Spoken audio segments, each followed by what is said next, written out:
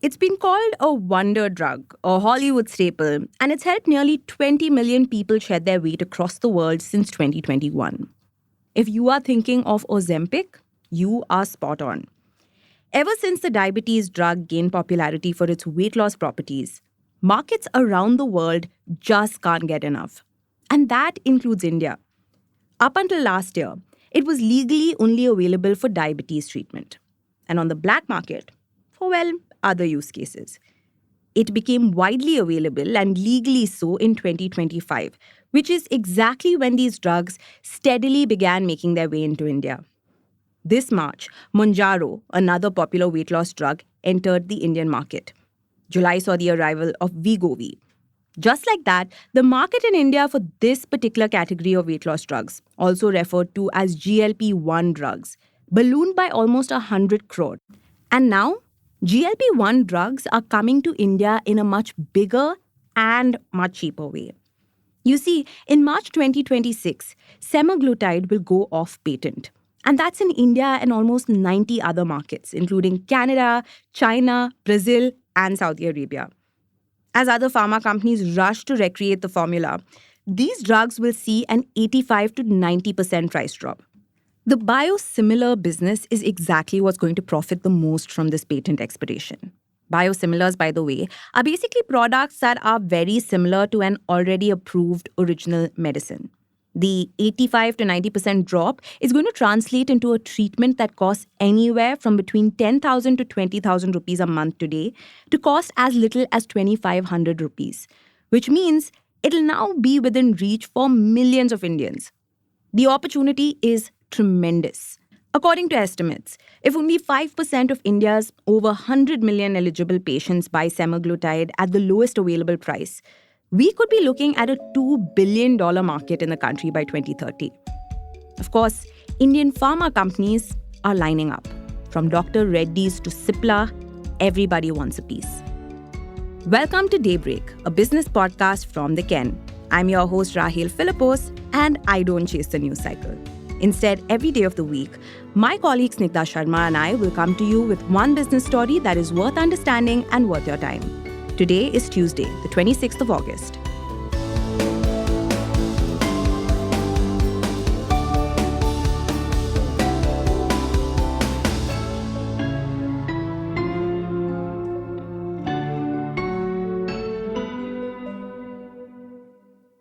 About 14 companies have already registered with the Regulatory Drugs Controller General of India, or DCGI, to make semaglutide in India. This includes the likes of Dr. Reddy's, Torrent Pharma, Zydus, Sun Pharma, Natco, and more. It won't be long before other companies follow their lead. You see, India's pharma market is highly fragmented. It's made up of clusters of doctor pharma networks.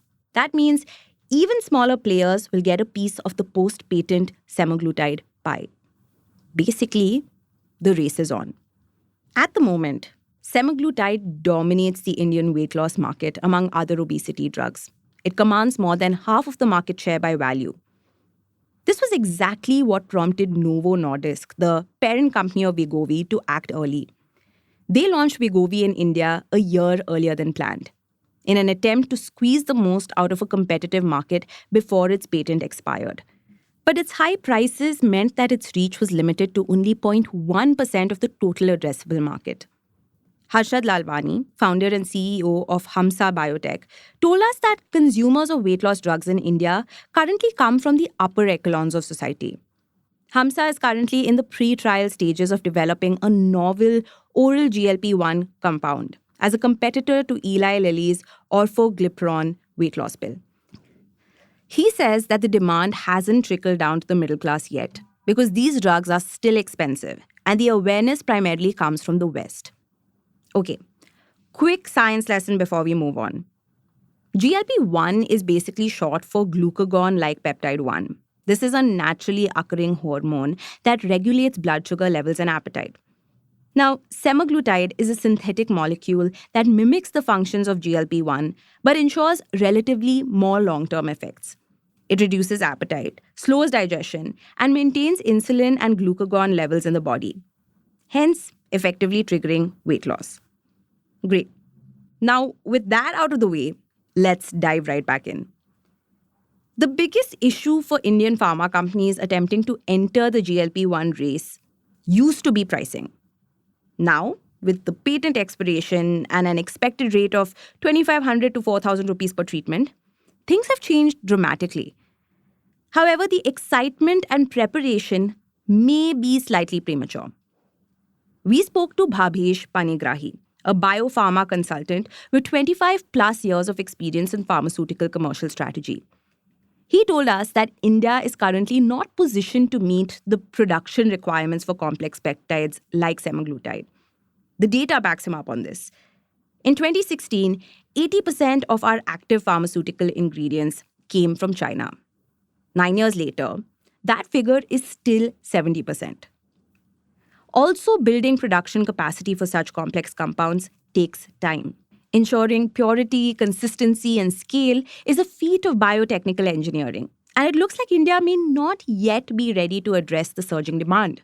But the opportunity is too good to pass up, especially because GLP-1 is becoming more than just a weight loss drug. It can multitask like nobody's business. And pharma companies just can't get enough of it. More in the next segment.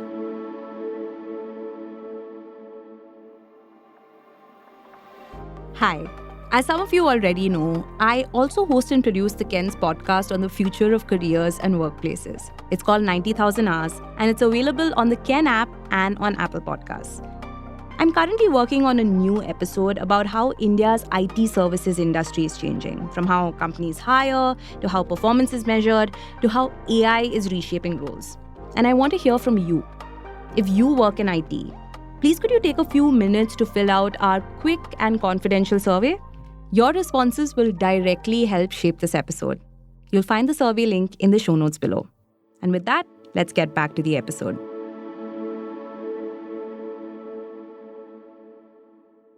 Over the last few months, GLP-1 has been well on its way to becoming much more than just a weight loss drug.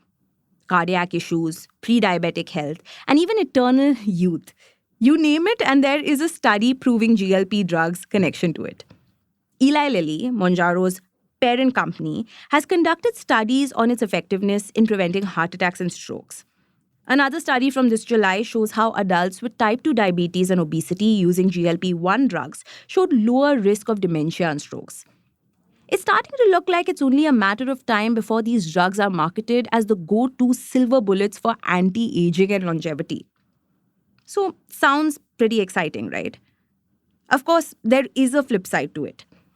Basically, GLP-1 drugs come with a slew of side effects. That includes nausea, vomiting, pancreatitis, and muscle mass loss, among others. So it's no surprise that doctors aren't exactly rushing to prescribe them, especially when safer, though less potent, alternatives do exist. But you see, the side effects are also an opportunity. In fact, even as we speak, Eli Lilly and Novo are busy building drug portfolios to address the side effects of GLP-1 drugs. And they're also looking to slash prices next year onwards. Sharply reducing prices is a move pharma giants have made before. It allows them to offer reduced prices in other markets when competition increases while maintaining their higher margins in the US.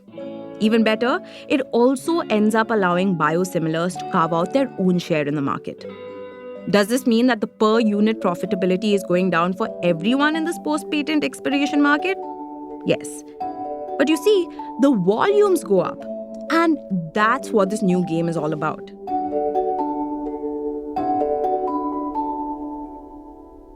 Daybreak is produced from the newsroom of the Ken, India's first subscriber-focused business news platform.